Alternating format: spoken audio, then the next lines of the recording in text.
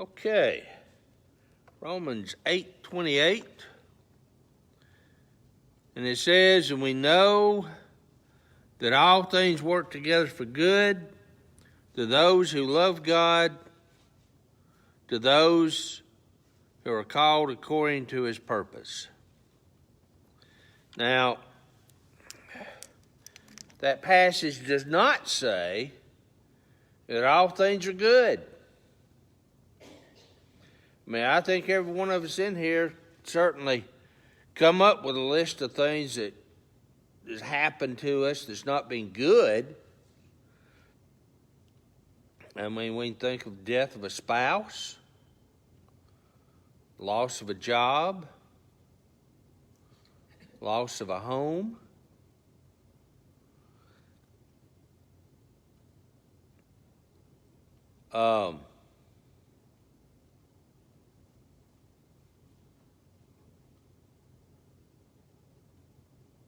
I didn't mention loss of a child. I don't know why. I should have gone and looked it up, but now obviously losing a child is extremely hard, I would imagine. All of us remember the incident that happened many years ago with the Columbine, and how the two young men, one of them came up to this girl and said, "Do you believe in Jesus?" And she said, "Yeah." And he said, "Well, you ready to meet him," or something like that, and he killed her. As a result of that, these parents have gone around the country sharing her testimony, and I don't know how many hundreds and hundreds of people came to know Christ as a result of her testimony. Now, I know her parents are probably extremely grief-stricken and probably miss her. Day doesn't go by that they don't miss her and think about, we didn't get to see her grow up, didn't get to see her marry, have children, all those kinds of things. But as a result of her death, many individuals came to know Christ. I saw a thing one time where this girl, she was some kind of secretary or something, and her boss came out and told her she wanted to see her in her office. And so the girl said, "Okay, let me wrap this up." So she goes in the boss's office, and she just praises the job that the girl has done.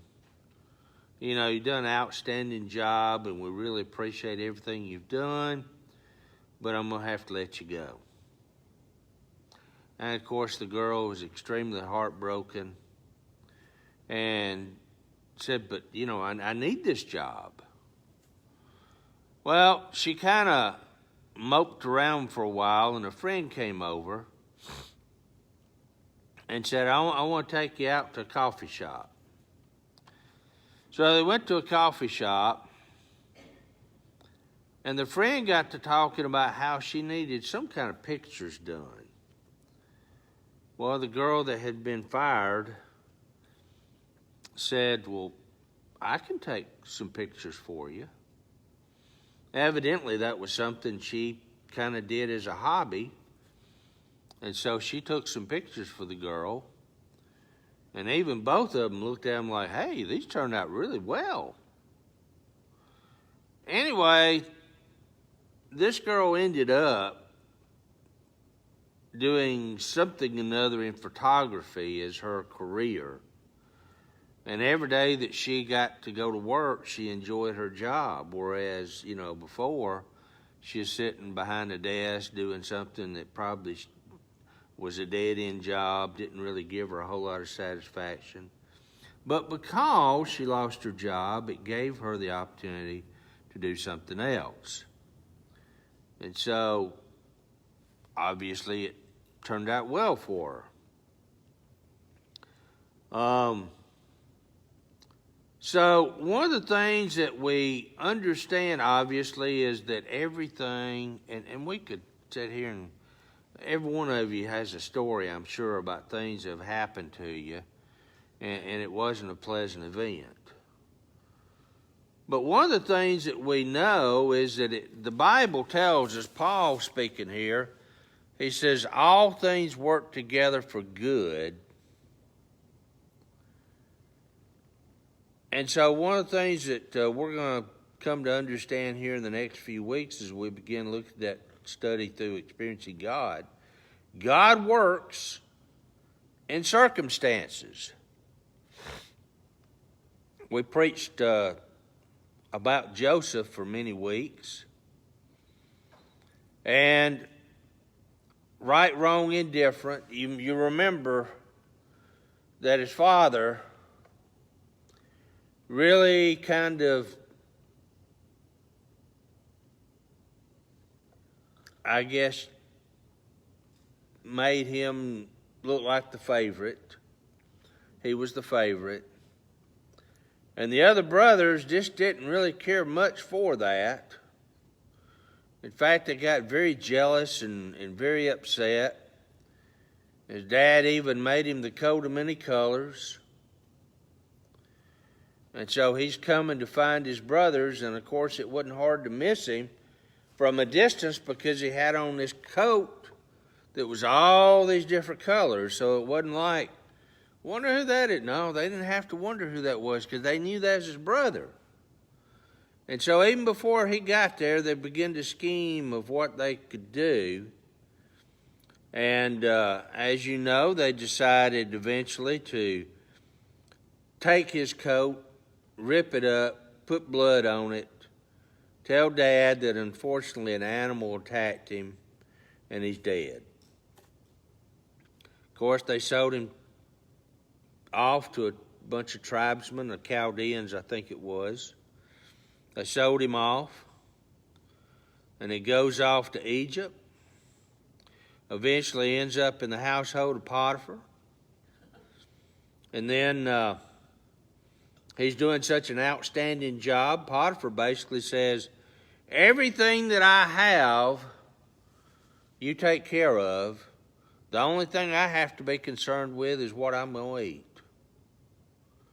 And so, you know, the story did really well. Well, Potiphar's wife decided she wanted to have some relationships with him. Joseph, being the godly man, said that I can't do that. First off, you're married. Secondly, that's just not the kind of man I am. And of course, she ended up with some articles of clothing, told her husband Potiphar when he came back, your servant attacked me. And so he had Joseph thrown in prison, where he stayed for many years. And as you recall, the butler and the cupbearer ended up in there too. And both of them had dreams. And Joseph told one, he said, well, in just a few days, you're going to end up being put back in your old position. So the other one thought, man, that went well. Let me tell him mine. And so Joseph told him, said, in a few days, you're going to hate, you know, they're going to behead you. You're going to die. Well, the guy who ended up being restored back to his position, he tells him, says, now, you remember me. He goes back to his job. Pharaoh had some weird dream, and nobody could tell him what it was. Nobody. And so, wait a minute. Hey, there's a guy that's in prison who can tell you what it is you want to know. So they summoned him up, cleaned him up and everything. So he stands before Pharaoh, and he tells him exactly what his dreams were and meant.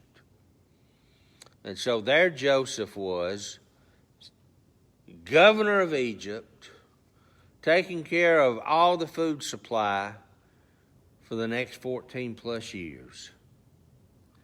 Now, I think every one of us would agree it wasn't a good thing for him to be thrown to pit. Wasn't a good thing for him to be sold off into slavery. Wasn't a good thing for him to have to end up in prison.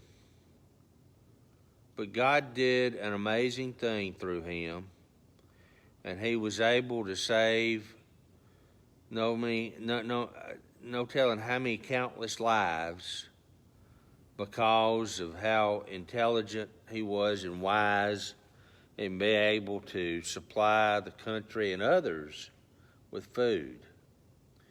And so God works in circumstances. I don't recall any off the top of my head, but I've read stories, as you have, individuals who worked in the Twin Towers, and things happened to many of them, and they just couldn't seem to get to work on time. Just couldn't seem to make it.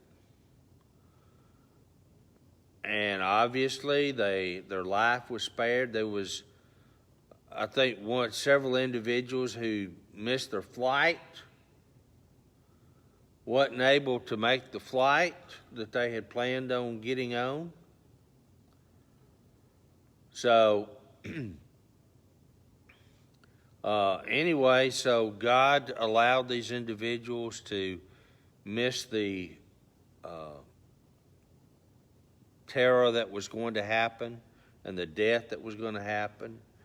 And so you may have something happen in your life, and you're like, why in the world did that happen? And you kind of scratch your head and think to yourself, I don't understand, God. Why did that happen? Why did that come about? And it could be that God is sparing you from something. It could be that God is preparing you for something. It could be that God is up to something. And so God works in circumstances. God works, he says, all things for good. Now, I'm going to pause here, but we're not done. All things for good. And so there's things that happen, and somehow or another, God's going to turn it into something good. You may recall one of the flights on 9/11. Two of them hit two of the towers. One of them hit the Pentagon. And the third plane evidently was destined for the White House or Washington. And so several of the passengers by this time are getting messages letting them know things are happening. And there's been two planes hit the Twin Towers and one of them's hit the Pentagon. And they know that this plane, they already know that it's been hijacked. And they kind of got it figured out. These people intend on obviously not letting them go, but they're going to do something disastrous. And so several of the passengers make up their minds. They may end up dying, but they are not going to allow them to not only kill them, but also hundreds and hundreds of other people. And so as they start to bombard the cockpit, I guess kind of their call sign, that's not a good word, but they're kind of whatever, they said, let's roll. And so they go and they storm the cockpit and force the plane into a field. Obviously, everybody on board died, but nobody else lost their life as a result of these terrorists. And so God works all things for good. And so next time you find yourself in a situation, you don't really understand what's going on, you have to, ask God, okay, God, what is it you're up to? Is there something you're doing here? Do I need to understand something? And if so, how can I join you? But the last part of this, we can't forget, for those that love him. So there's a lot of things that happen to people. You know, every day somebody has something bad happen. And for those who don't love Christ, it doesn't necessarily turn out to be a good thing. You know, they've had a situation come up, and I've done many funerals, and I've done some funerals for individuals who were not believers. And I've done a lot of funerals for individuals who were believers. I can't tell you the number of times that I've done a funeral for a non-believer, and I know it's hard. I mean, I'm not going to sit here and say that it's not hard to lose someone. It is. But I've seen those individuals who were non-believers, and they are tore up.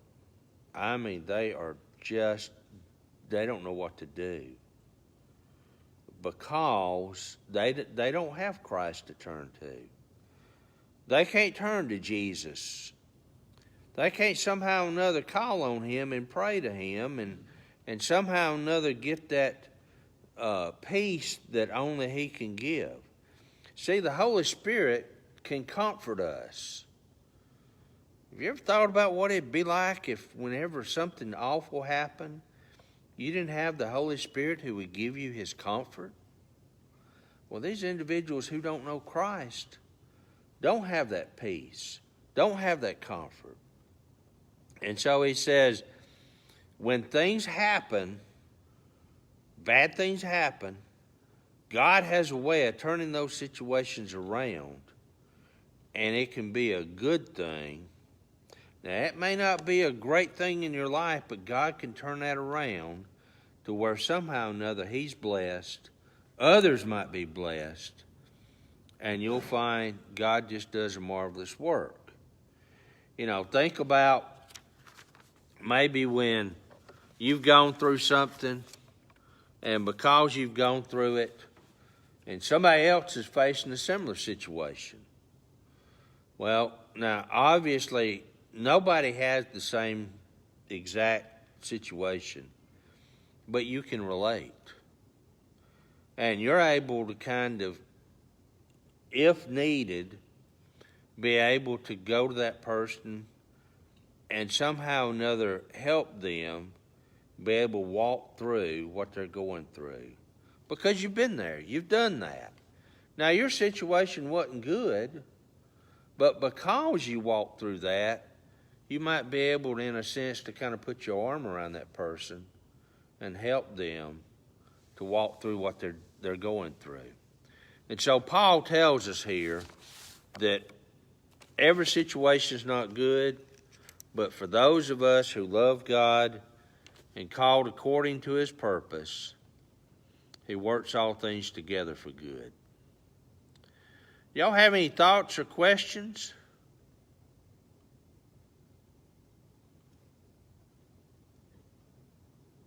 Man, y'all quiet tonight. Well,